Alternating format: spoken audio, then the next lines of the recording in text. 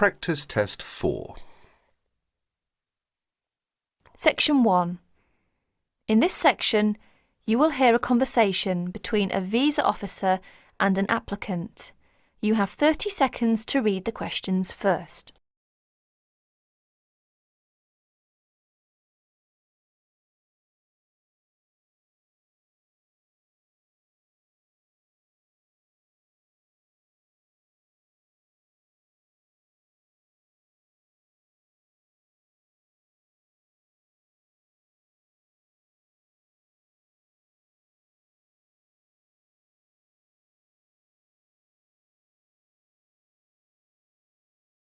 Good morning, Visa Office. How can I help you?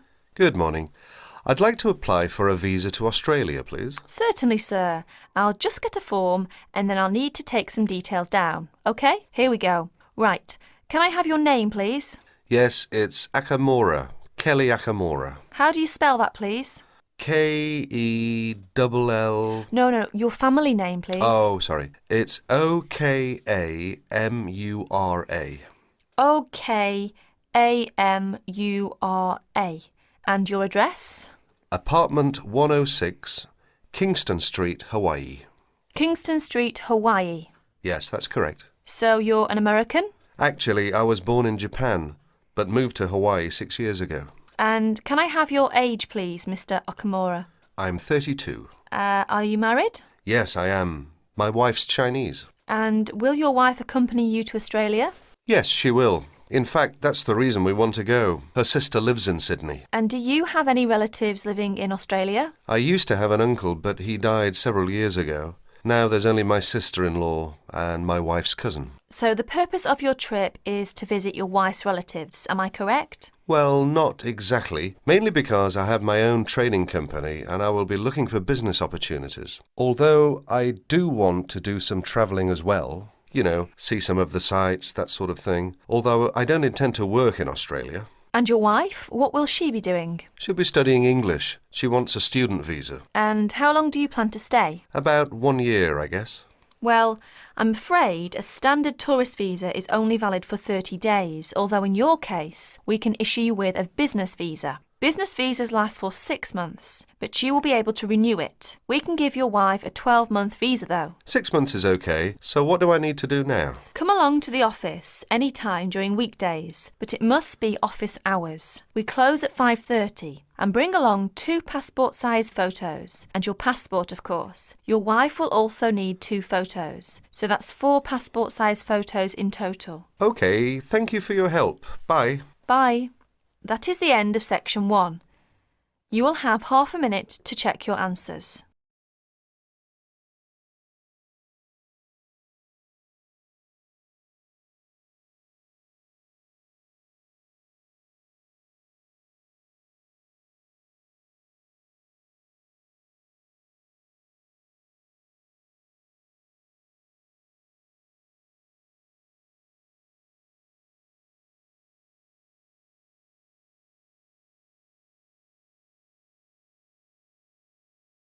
Section 2.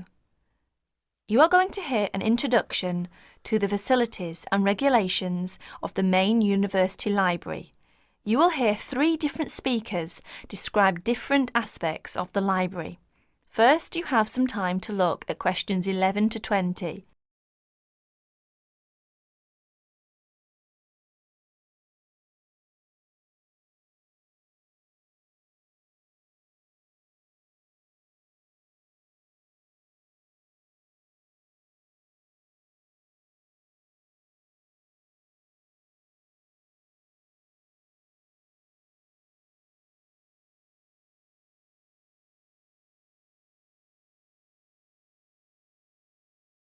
Now, listen to the conversation carefully and answer questions 11 to 20. Hello, my name's John Giles. It's good to see you all here for this part of your orientation to the university. Libraries can be complicated and frightening places for new students, and my job's to make you feel welcome, show you how you can find your way around, and introduce you to people who can give you further information and advice about using the library. I'll give you a general introduction to the printed materials. Then Susie, who you will meet in a few minutes, will talk about our multimedia services. And finally, Jonathan Freeland, our head librarian, will outline the rules and regulations you must observe as library users. First, though, on behalf of my colleagues and myself, I want you to know that we are all at your service. Unlike many libraries, we insist that all our librarians have an additional qualification in at least one of the subjects taught in the university. You will find librarians who are specialists in science, social sciences and humanities. Most of our staff are also currently doing research and thus up to date with the periodical and internet literature, as well as the books.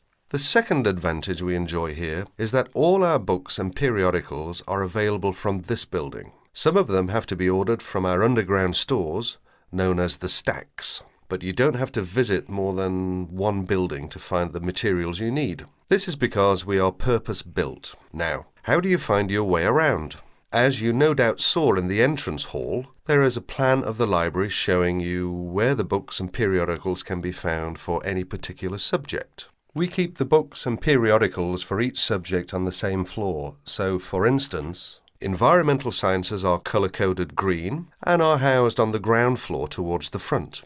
Geography is colour-coded brown and can be found on the ground floor towards the back of the building. Each room is organised on the same plan. Reference books, which cannot be taken out of the library, are found at the far end of each room, near the librarian's desk, or station as we call it. Next to them, on the right, are periodicals for the last 2 years. The rest of the shelves contain general books on the subject. These can be borrowed. Lastly, the domestic arrangements. Seating in the library is of 2 kinds: rectangular tables for up to 6 people and individual study booths known as carols. No, not Christmas carols. At every seat there is a PowerPoint for a laptop computer. There is also a panel which lights up to tell you when a book you have ordered is ready for collection from the librarian's desk. After all that hard work, you'll be ready for something to eat. And there are slot machines on every floor where you can buy food and drink. In the basement is a cafeteria where you can order fast food such as pizza, hamburgers, and also fish and chips, salad and fruit. You mustn't bring food and drink into the reading rooms though. Here's Susie Wallace to tell you about the high-tech facilities of the library. Thanks, John. Don't worry, this isn't going to require a degree in systems engineering to get the hang of. Anyway, with computers and audio systems, the best way to learn is by doing. But here's a few tips to get you started. If there's anything else you want to know, each piece of equipment has a manual explaining how to use it, and either I or Elaine, my very capable assistant, will be on hand to get you sorted out. First off, I'd like you all to follow me over to the Multimedia Centre. You have to come through this room to get to it in any case. Then gather round and I'll talk about each piece of equipment as we get to it. Right, here we are. Now, the Multimedia Centre, or MMC for short, houses all the computer facilities you'll need for your degree studies and your language learning. Many of you are studying electronics or similar subjects. We have terrific facilities for learning CAD, computer-aided design, for you non-technies. Some leading companies have donated equipment and state-of-the-art software packages.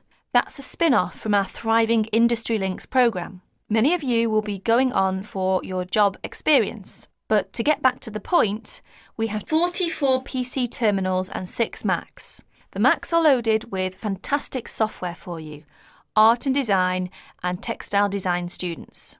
Over here, you can see our 2 widescreen TV monitors. They can receive broadcasts in most Asian and European languages, as well as English. For English language news, we encourage you to use the Student Union TV room, so that those who are learning other languages can use these. Some useful broadcasts come at awkward times, so if you get a note from your academic advisor on a form we'll give you, we can tape up to 2 hours a week for you. In a moment, I leave you to explore on your own, but here's our head librarian to say a brief word about library regulations. Good morning. I'm sorry to sound like a police officer, but there are a few rules we all need to observe for the benefit of everybody. Courtesy to staff and other library users comes high up the list. Second, the security and safekeeping of materials is essential. All library items are electronically tagged. If the beeper goes off as you leave, you must return to the checkout desk. You are not allowed to bring any bags, packages, or outdoor clothing into the reading rooms. You must leave them in the lockers outside in the corridor. You must take reasonable care of library materials while they are in your possession and return them within 2 weeks of borrowing them. Failure to return them on time without a good reason will result in a fine. When you register to join the library, you will get a copy of the full rules and you must sign this to say that you obey them. That is the end of section 2. You will have half a minute to check your answers.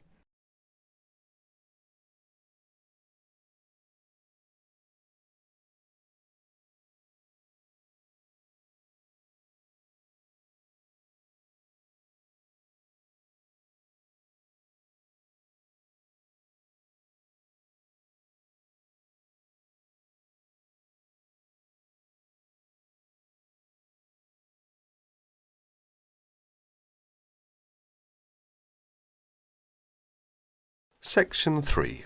In Section 3, you will hear a conversation about shopping.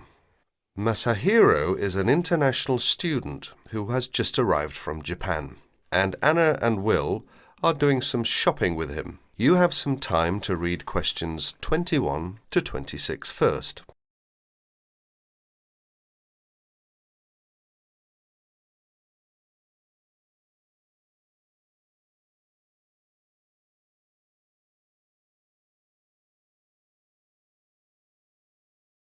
Listen to the first part of the conversation now and answer questions 21 to 26.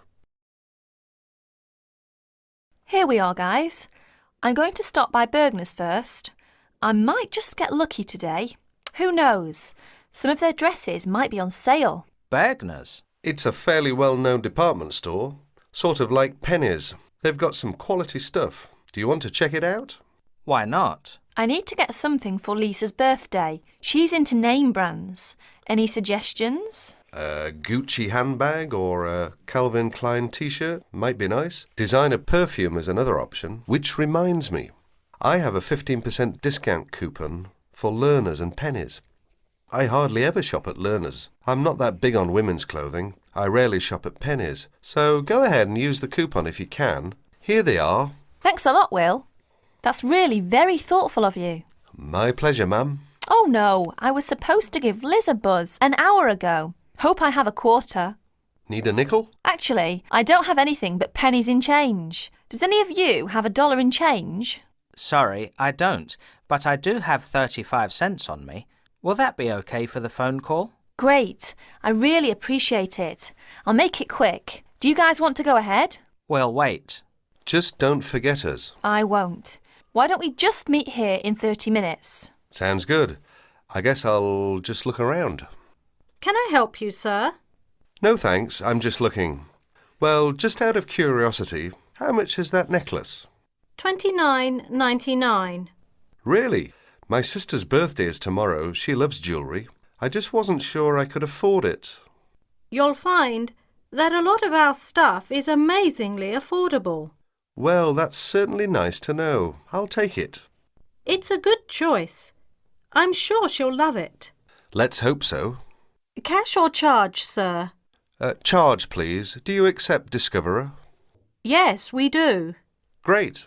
That comes to $31.99 with tax. Please sign next to X. Do you need some help, sir? Well, I'm looking for... let's see. I've forgotten the name again. It's used to make fresh coffee. A coffee maker? That's right.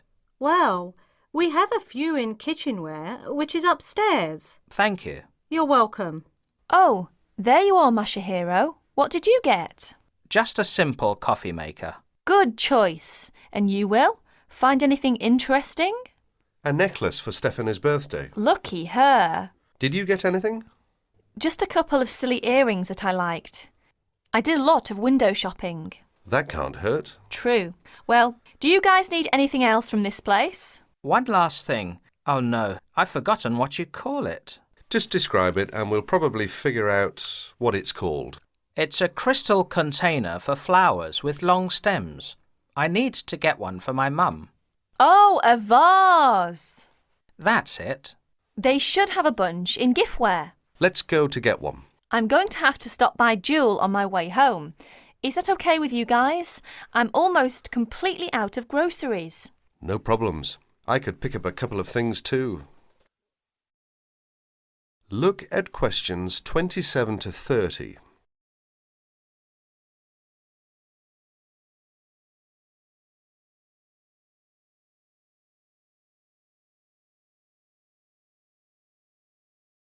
Now you will hear the rest of the conversation. As you listen, answer questions number 27 to 30. Hi, Masahiro. How's it going? Fine, I guess. How about you? Busy? Guess who's coming our way? Hi guys, what's up? Nothing much. We just ran into each other. That's nice. So, Mashiro, how's the coffee maker working? Actually, it doesn't work well. It was a waste of money. I guess I should have shopped around for a good one. Why don't you take it back? I'd like to, but I've misplaced the receipt. Well, if it's any consolation, my shopping wasn't all that great either. I wish I'd never bought Stephanie a necklace. Just last night she was telling me how she wished she had Liz Taylor's new perfume. She did not like my gift at all. That makes 3 displeased shoppers. Guess what? The camera I bought and shipped to Mike just this morning is now on sale. It's a pity that I bought it then. Then again, I guess I shouldn't complain. It was a good buy, even though I didn't get the best deal on it. Anyway, Masahiro, I suggest you look for that receipt and just go to the complaints department and say, I'd like to exchange this, please. It's as simple as that. And Will, it's not too late for you to ask for a refund. That is the end of section 3. You now have 30 seconds to check your answers.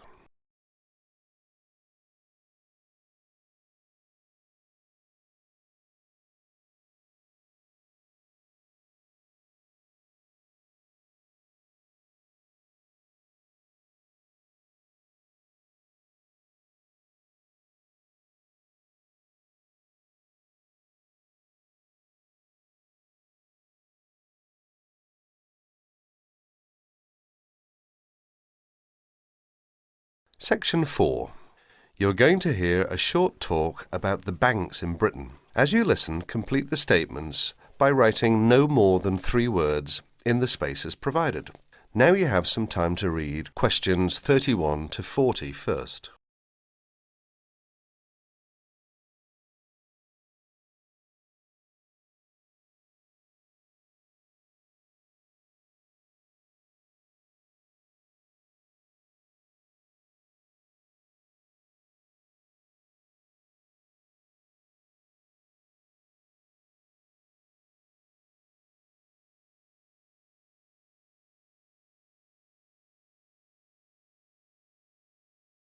Good afternoon, everyone. Thanks for turning up today to this short talk I'm going to give on student banking. Many of you are unfamiliar with the way banks work in this country, and today's talk should give you a few starting points. Well, as you probably know, you'll need to open a bank account while you're here. The safest place to keep your money is in a bank. Choose one that is near where you study. All the major banks in Britain offer special facilities for students, and we'll be only too happy to explain how to open an account. The most useful type of account is a current account. You can pay in money received in any form and then draw it out when you need it by using your checkbook. Writing out cheques in their name can make payments to other people. If you want to draw out cash for yourself, make the cheque payable in your own name or to cash. A cheque crossed with 2 parallel lines is even safer, as it must be paid into a bank account. Payment by crossed cheque has the added advantage that when the person to whom you have given the cheque presents it at a bank, it will eventually come back to your bank and provide proof of payment. Most people now ask their bank to supply only ready crossed cheques. Most banks don't make charges if you keep more than a certain amount of money in your account. However, You shouldn't overdraw on your account. Withdraw more money than you have in without the bank's permission.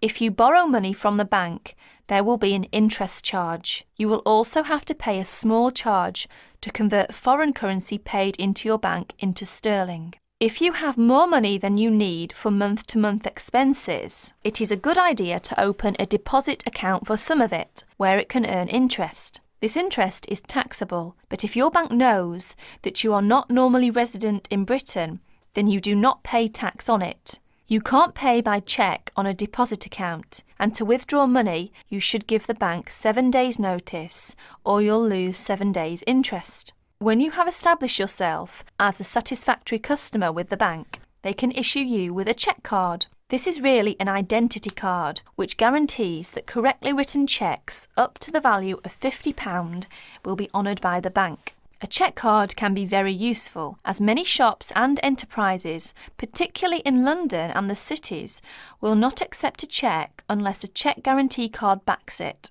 You can also use it with your chequebook to draw up to £50 cash from almost any bank in Britain. If you also ask for a Euro cheque card, this can be used in the same way to draw cash from most banks in Europe. Many banks provide dispensing machines, generally set in the wall of a bank outside, where you can draw cash when the bank is crowded or closed. Provided you are a satisfactory customer, the bank can issue you with a cash card, which allows you to draw up to £100 a day. That is the end of section 4. You will have half a minute to check your answers.